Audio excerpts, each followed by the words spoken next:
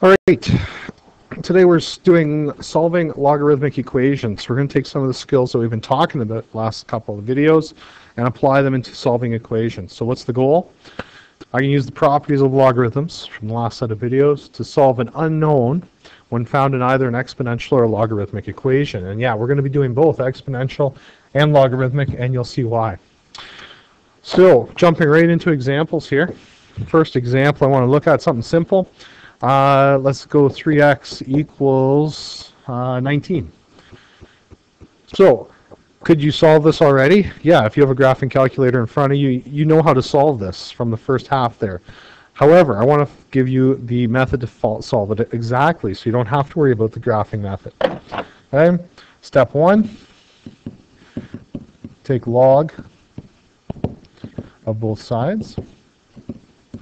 So this is kind of like dividing both sides by 5 or multiplying both sides by 2. If you take the log of both sides, you get an expression that looks like this.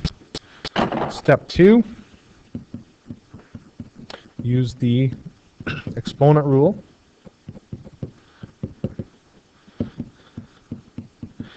Of logs. And this is where the exponent rule is applying.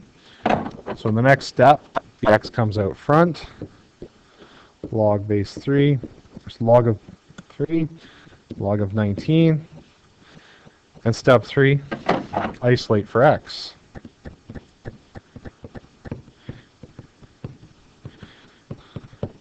Okay. So that would mean we divide both sides, because log 3 is just a number, over log 3. Inverse operation, log 3's would cancel. So x is equal to log 19 divided by log 3. I don't have a calculator handy, so I'm going to leave it in that. That's exact value right there. If you left that on the test, I would give you full marks. But for those that need that security blanket and want it as a decimal, you go right ahead. Apply it as a decimal. So, does it get harder? Not really.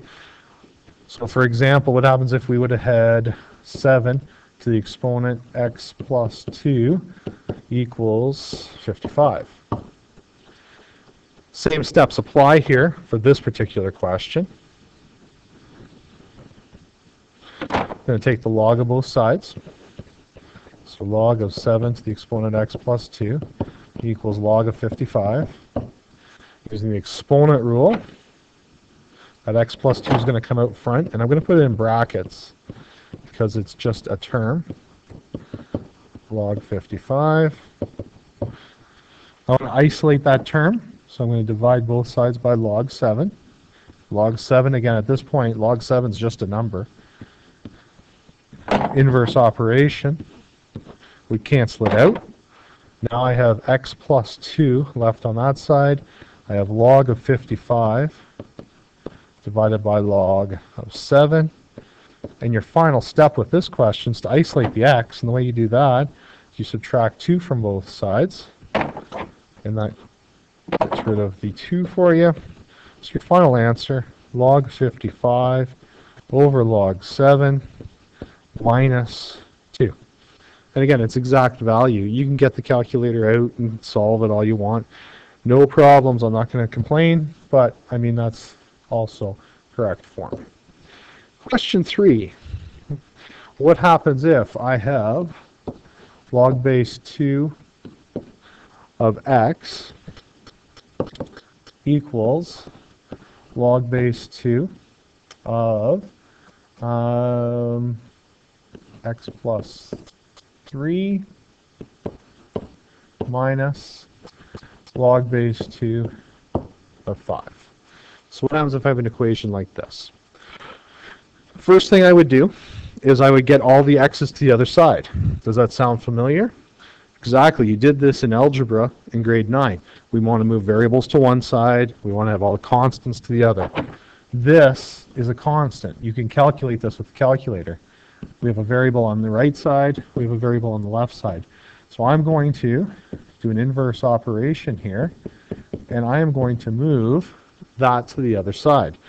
So I'm going to subtract log base 2 of x plus 3 from both sides. Those two cancel each other out. Now I have log base 2 of x minus log base 2 of x plus 3, and that's equal to the negative of log base 2 of 5. All right, now I have logarithms and I have multiple terms. So what I'm going to do is I'm going to combine them using our rule, and the rule we're going to use is the subtraction rule. So that means I'm going to have log base 2 of x divided by x plus 3 equals, and on the other side, I'm going to get rid of that negative out front. Because it's negative log, there's really a negative 1 in front. So I'm going to go log base 2 of 5 negative 1. The reason we do this is because now we have log base 2, log base 2. If this is going to equal, if both sides are going to be equal, that means everything inside here has to equal everything inside of there. So very similar to comparing exponents, now we're comparing arguments. So therefore, x over x plus 3 has to equal 5 to the negative 1. X, oh, now I got color coming out everywhere now. So x over x plus 3 has to equal 5 to the negative 1. How do we solve this question? X over x plus 3 is equal to 5 to the negative 1. That's the same as 1/5. Very similar triangles. I know in 2P for the students that come from 2P.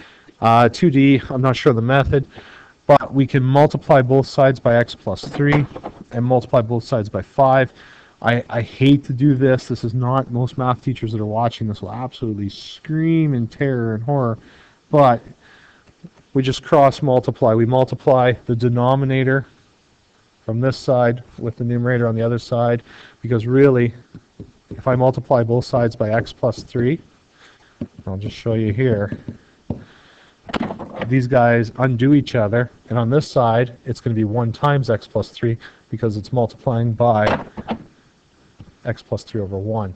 So in the end of the day, it ends up that you are multiplying the denominator on one side with the numerator on the other.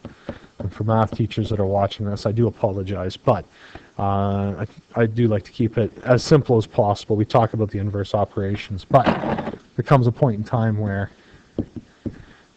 you got to make it simple.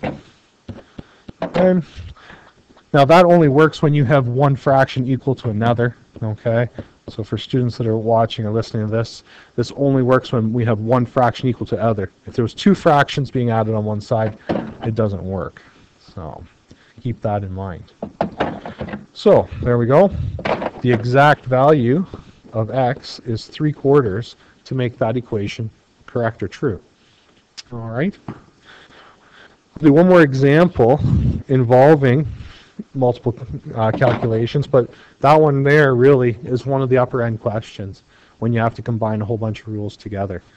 So I'll give you one more example before letting you go through and work through some of these questions, because math, again, math's like a sport. You don't get better unless you practice it, and this stuff is, it does take some practice. So let's do another hard one here. So let's do log of base 6 x plus 5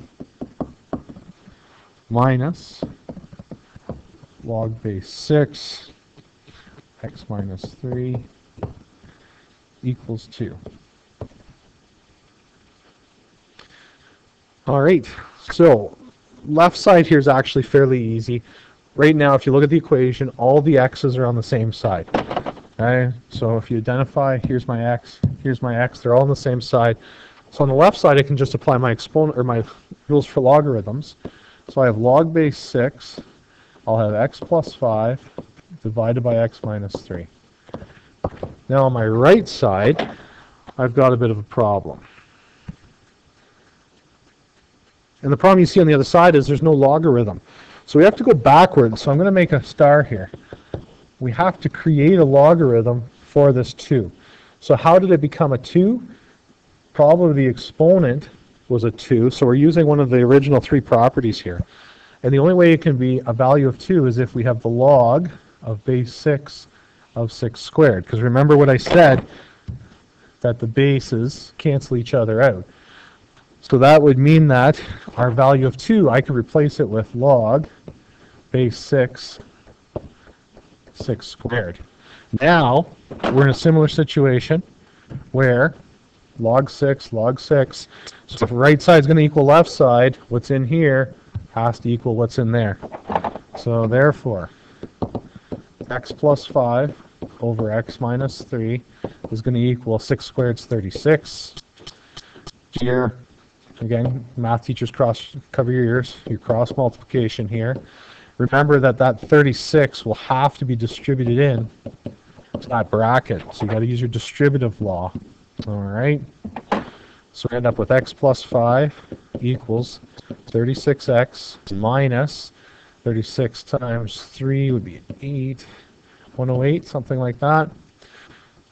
Isolating, now it's just grade 9 algebra. I'm going to subtract x from both sides, so that would get rid of that one. So I'd have 35x, and I'm going to add 108 to both sides.